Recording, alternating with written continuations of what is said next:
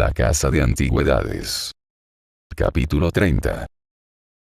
Por fin terminó el juego, y el señor Isaac List se erigió como único ganador. Su compañero y el dueño sobrellevaron la derrota con temple profesional. Isaac se embolsó su ganancia como si hubiera sabido desde el principio que iba a ganar, por lo que no se mostró ni sorprendido ni particularmente contento. La bolsita de Nell se hallaba vacía al lado de su abuelo. Pero, aunque los otros jugadores ya se habían levantado de la mesa, este permaneció en su sitio mirando detenidamente las cartas. De repente, se puso a barajarlas y a repartirlas con el fin de, levantadas de los diferentes montones, ver qué cartas habrían correspondido a cada cual si hubieran seguido jugando. Mientras seguía ocupado y totalmente absorto en aquello, la niña se le acercó, le puso una mano en el hombro y le dijo que ya eran cerca de las 12. «Mira, Nell, esta es la maldición de la pobreza», se lamentó, señalando las cartas que había extendido sobre la mesa. Si hubiera podido seguir un poco más, solo un poco más, la suerte se habría puesto de mi lado. Sí, las cartas lo dejan ver a las claras. «Mira aquí, y aquí, y aquí». «Deja ya las cartas», le pidió la niña. «Intenta olvidarte de ellas». «Intentar olvidarme de ellas», replicó, levantando su cara demacrada y mirando a la niña con aire de incredulidad. «¿Olvidarme? ¿Cómo vamos a hacernos ricos si me olvido de ellas?» La niña no pudo hacer otra cosa que sacudir la cabeza. «No, no, Nell», insistió el anciano, dándole una palmadita en la mejilla. «No debo olvidarme de ellas. Tenemos que recuperar esto lo antes posible. Paciencia, paciencia, y ya verás cómo todavía te hacemos justicia, te lo prometo. Pierdes hoy, ganas mañana. Nada puede ganarse sin zozobra y preocupación. Nada. Vámonos, estoy preparado. ¿Saben qué hora es?», preguntó el señor Groves, que estaba fumando con sus amigos. «Las 12:30 de la noche. Y está lloviendo», añadió el hombre fornido. «El Valiant Soldier de James Groves tiene buenas camas.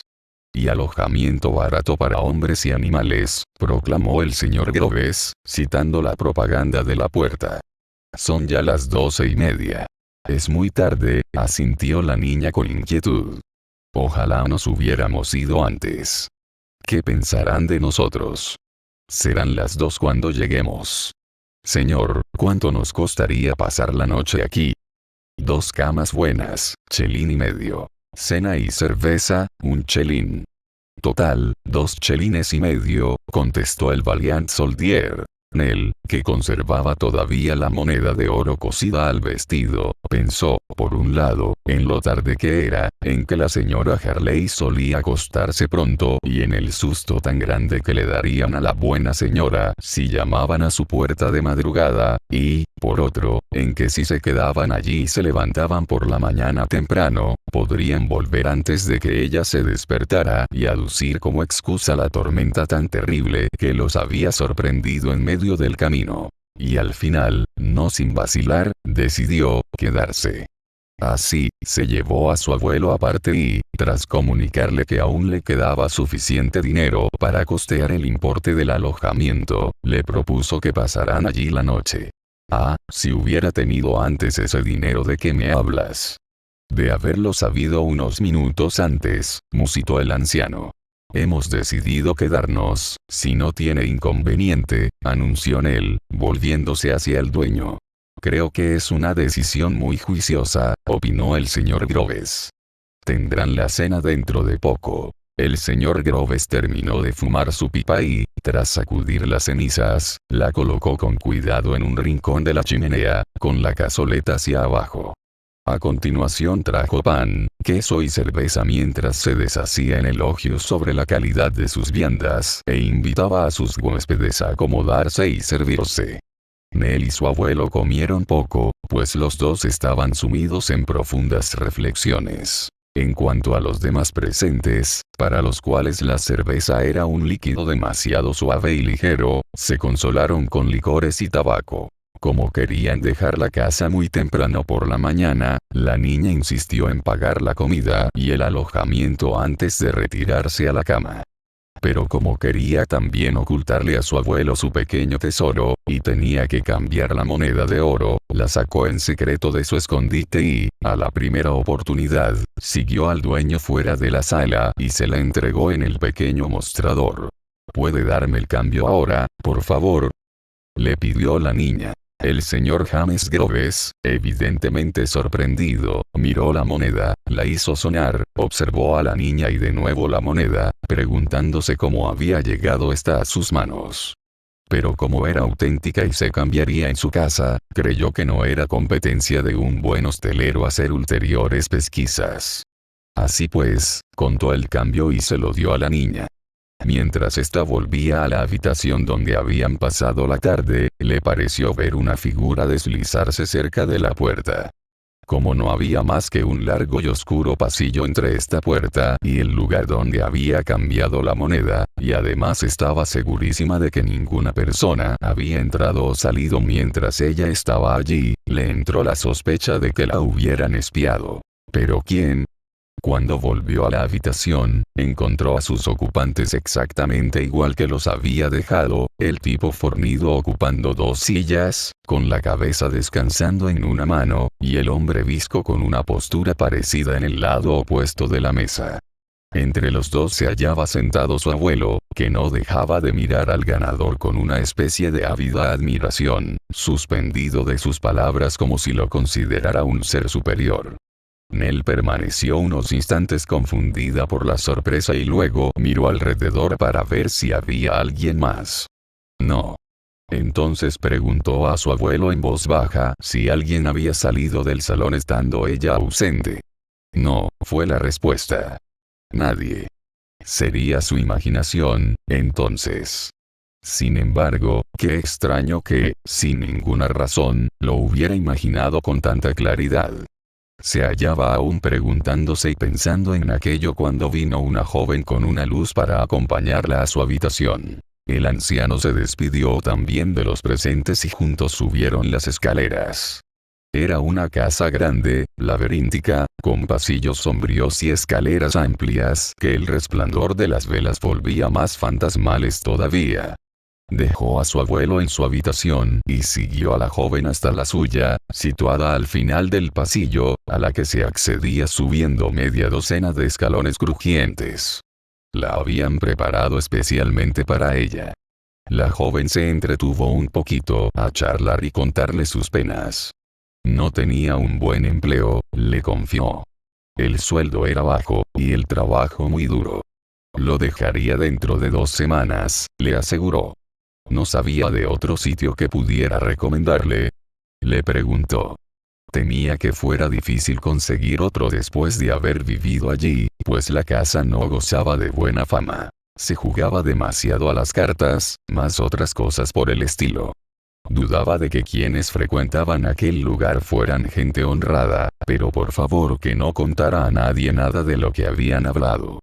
Después de algunas alusiones incoherentes a un enamorado rechazado, que la había amenazado con alistarse en el ejército, prometió llamar a su puerta por la mañana temprano y se despidió con un buenas noches. La niña se sintió preocupada al quedarse sola.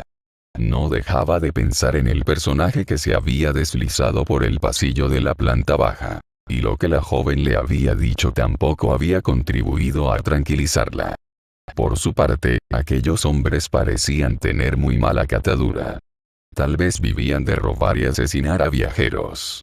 Quién sabe, a pesar de sus esfuerzos por creer en lo infundado de sus temores o por olvidarse de ellos unos instantes, no la abandonaba el desasosiego por lo acaecido. En el pecho de su abuelo se había despertado de nuevo la vieja pasión por las cartas, y solo el cielo sabía de qué ulteriores tentaciones podía ser objeto. Por otra parte, la ausencia de ambos podría haber ocasionado ya un gran revuelo. Incluso podría haber varias personas buscándolos a aquella hora. ¿Serían perdonados a la mañana siguiente o se verían de nuevo en la calle, a la deriva? ¡Ay! ¿Por qué se habrían detenido en aquel lugar tan extraño? Habría sido mejor, sin ningún género de dudas, seguir caminando. Al final, el sueño se apoderó paulatinamente de ella, un sueño interrumpido, agitado. Soñó que se caía de una torre muy alta y se despertó a continuación sobresaltada, aterrorizada. A lo que siguió un sueño profundo, y después ¿qué ocurría? Una figura en su habitación. Allí había una figura.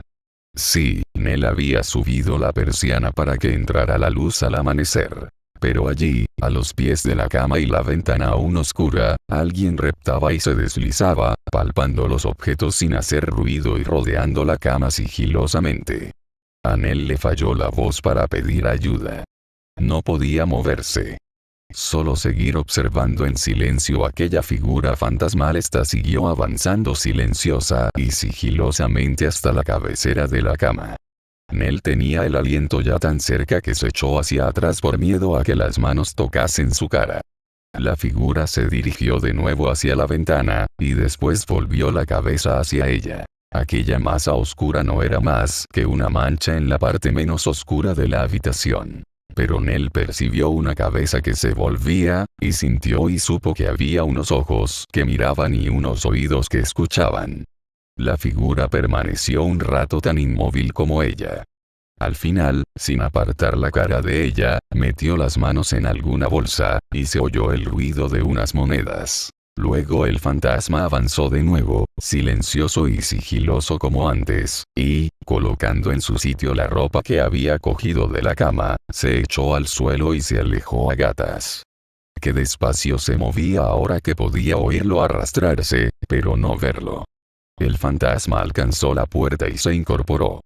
Los peldaños crujieron bajo sus pasos. El fantasma había desaparecido. El primer impulso de la niña fue huir, alejarse del terror que le producía aquella habitación, buscar la compañía de alguien, no estar sola. Solo así podría recuperar el habla.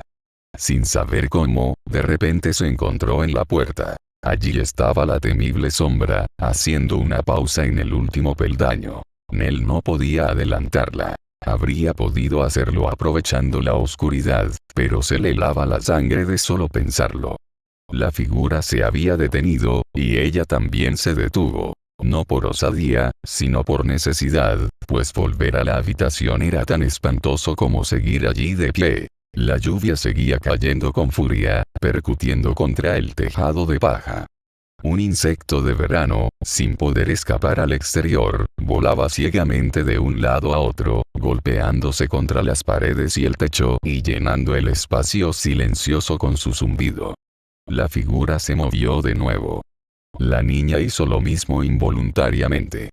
Una vez en el cuarto de su abuelo, estaría a salvo. La figura fue arrastrando los pies a lo largo del pasillo hasta llegar a la puerta que ella tanto ansiaba alcanzar.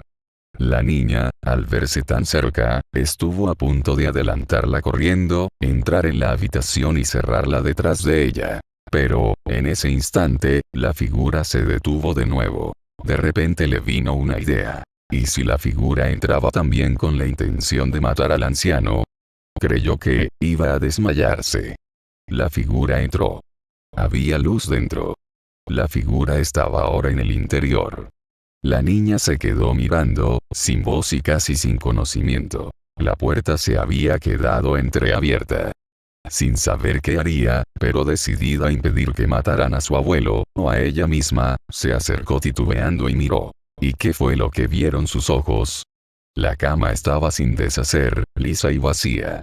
Y a la mesa estaba sentado el anciano, el único ser vivo allí, contando el dinero que acababa de robarle, la cara pálida y afilada por la avaricia que volvía sus ojos sobrenaturalmente brillantes.